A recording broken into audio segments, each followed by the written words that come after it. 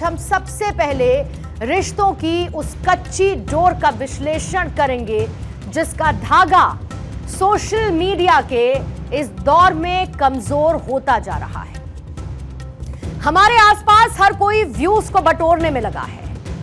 कहीं सड़क दुर्घटना हो जाए तो लोग उसे बचाने से पहले उसका वीडियो बनाने लगते हैं। कहीं पर कोई अपराध हो तो लोग मदद के लिए हाथ बढ़ाने से पहले जेब से फोन निकालने लगते हैं। इस बदलते युग में हमारा समाज भी बदल रहा है और ऐसी कई घटनाओं के बारे में आप पहले ही पढ़ चुके होंगे या फिर सुन चुके होंगे। अभी बीते दिनों ही राधिका यादव नाम की एक इंटरनेशनल टेनिस खिलाड़ी की उसके ही पिता ने गोली मारकर हत्या कर दी थी। इस हत्या के पीछे दो कारण बताए गए। पहला वो जो सोशल मीडिया पर चल रहा था और यह कारण था कि राधिका किसी मुस्लिम युवक के संपर्क में थी और यह बात उसके पिता को पसंद ही नहीं थी, जिसके चलते उन्होंने अपनी ही बेटी की हत्या की। दूसरी वजह वो है जो खुद राधिका यादव के पिता दीपक यादव ने पुलिस के सामने कबूली। दीपक यादव का कहना है कि उसने गांव वालों से मिलने वाले तानों के चलते अपनी बेटी की हत्या कर दी।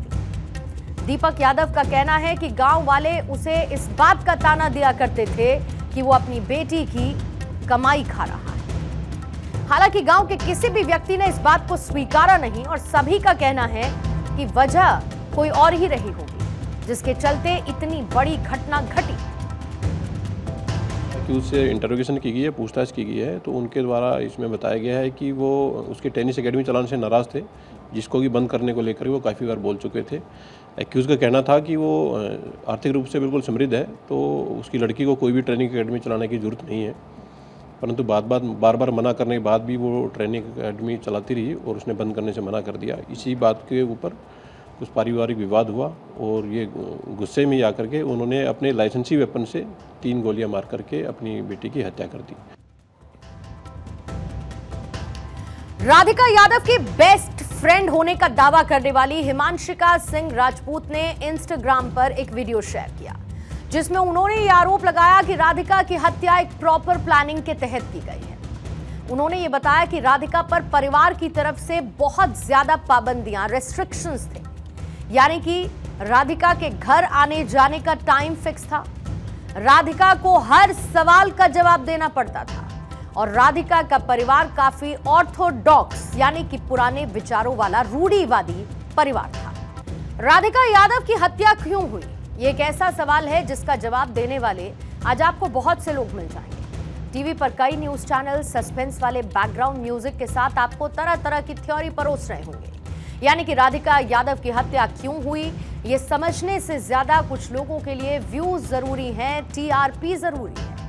कुछ लोग इसे एक सस्पेंस थ्रिलर जैसी बॉलीवुड फिल्म की कहानी की तरह एंजॉय करना चाहते हैं, लेकिन कोई भी इस हत्या के पीछे उस मनोस्थिति को नहीं समझना चाहता जहां पर हमारा समाज अब पहुंच चुका है। राधिका यादव अपने पूरे परिवार के साथ गुरुग्राम के सेक्टर 57 में स्थित सुशांत लोक में रहती थी। ये एक पॉश इलाका है जहां पर दीपक यादव यानी कि राधिका यादव के पिता का एक बड़ा सा मकान है। दीपक यादव की उम्र लगभग 49 साल की है और रियल एस्टेट का काम वो किया करते थे, यानी कुल मिलाकर एक संपन्न परिवार था। ये पैसों की कोई किल्लत थी ही नहीं। दूसरी बात, राधिका यादव के घर से हमारे देश की संसद करीब 32 किलोमीटर दूर है और राधिका के इसी घर से सुप्रीम कोर्ट की दूरी भी करीब 35 किलोमीटर की है। और इसे आप ऐसे समझिए कि हमारे देश की संसद में बेटियों की सुरक्षा के लिए बड़े बड़े भाषण दिए जाते हैं। सुप्रीम कोर्ट में महिला सुरक्षा को लेकर बड़े बड़े फैसले होते हैं, लेकिन एक कड़वा सच ये है कि यहां से कुछ ही किलोमीटर की दूरी पर ये सारे के सारे भाषण, ये सारे के सारे फैसले, ये बड़े बड़े शब्द दम तोड़ने लगते हैं और जमीन पर इसका कुछ असर नजर आता ही नहीं है। अगर आप हत्या के कारणों को एक कागज पर लिखकर देखेंगे तो आपको लगेगा कि हमारा समाज जैसा दिखता है वैसा है नहीं, जैसा कहा जा रहा है वैसा हो नहीं रहा है। मतलब ये कि शहर के किसी भी मोहल्ले में जाकर आप देख लीजिए, कहीं ना कहीं दीवार पर लिखा हुआ मिल ही जाएगा कि बेटियां बोझ नहीं होती, बल्कि बोझ उठाने वाली होती है। लेकिन अब आप इस घटना को जरा देखिए, जहां पर एक पिता का कहना है कि उसने अपनी बेटी की हत्या सिर्फ इसीलिए कर दी क्योंकि वो घर का और खुद का बोझ उठाने लगी थी। इस बात के लिए उन्हें ताने दिए जाते थे, पिता को ताने मिलते थे। मतलब क्या हमारे देश में बेटियां अब अपनी मर्जी से अपना काम नहीं चुन सकती? वो क्या करना चाहती हैं, वो क्या कर रही हैं, कैसे कर रही हैं, इससे समाज को इतनी परेशानी, ये बात इतनी चुभने क्यों लगती है? अगर कोई बेटी कम उम्र में बड़ा नाम कमा लेती है, बड़े काम कर जाती है, तो इसमें कुछ लोगों को आखिर परेशानी क्यों नजर आती है? क्या बेटी की कमाई भी अब उसके पिता के लिए उसकी मर्दानगी पर कोई सवाल है? बेटी की आजादी क्या किसी परिवार के लिए शर्म का विषय हो सकती है, सब्जेक्ट ऑफ शेम हो सकती है? अब इस बात में कितनी सच्चाई है कि राधिका की हत्या के पीछे उसकी कमाई, उसकी आजाद सोच वजह थी? यह डिसाइड करने का काम कोर्ट का है, न्यायालय का है। लेकिन अगर हम इस घटना को लेकर उठ रहे दूसरे सवालों की बात करें, तो क्या राधिका की हत्या सिर्फ इस वजह से कर दी गई क्योंकि वो एक मुस्लिम लड़के की दोस्त थी? हमारे देश में अक्सर ये माना जाता है कि एक लड़का और लड़की कभी दोस्त नहीं हो सकते। अगर एक लड़का और लड़की साथ में नजर आते हैं तो या तो वो भाई बहन हो सकते हैं या फिर उनके बीच कुछ ना कुछ चल रहा होता है। ऐसा आमतौर पर हमारा समाज खुद ही मानकर बैठ जाता है। राधिका यादव की मौत के बाद उसका नाम दुबई में रहने वाले इनामुल हक के साथ जोड़ा गया और यह कहा गया कि राधिका की हत्या के पीछे की वजह यह भी हो सकती है। हालांकि इनामुल हक, जो कि एक अभिनेता और सिंगर है, उन्होंने यह साफ किया कि वो राधिका को सिर्फ एक प्रोफेशनल के तौर पर जानते थे और उन्होंने उनके साथ एक म्यूजिक वीडियो में काम किया था। पहले आप ये बयान सुनिए, फिर खबर में आगे बढ़ते हैं। मैं उनसे फर्स्ट टाइम मिला था टेनिस प्रीमियर लीग में, जो दिल्ली में हुआ था। उसके बाद मैं उनसे मिला था म्यूज़िक वीडियो में, जो मैंने म्यूज़िक वीडियो शूट किया। फिर मेरी कभी मुलाकात नहीं हुई। वो मेरे लिए सिर्फ एक एक्ट्रेस है और एक्ट्रेस थी, और ऐसे मैंने बहुत काम किया है और भी कई सारी एक्ट्रेसेस के साथ।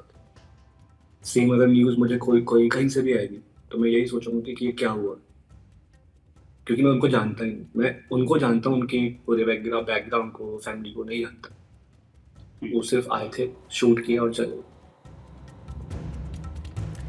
अब जरा आप ये भी बताइए कि क्या एक साथ कोई काम कर लेने से, क्या एक साथ बैठकर कॉफी पी लेने से, या सिर्फ दोस्त बन जाने से, क्या यह अज्यूम किया जा सकता है या फिर यह प्रिज्यूम किया जा सकता है कि एक लड़के और लड़की के बीच में रोमांस चल रहा है?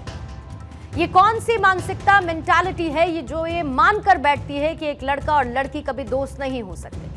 इसके पीछे की एक बड़ी वजह बॉलीवुड को भी माना जा सकता है।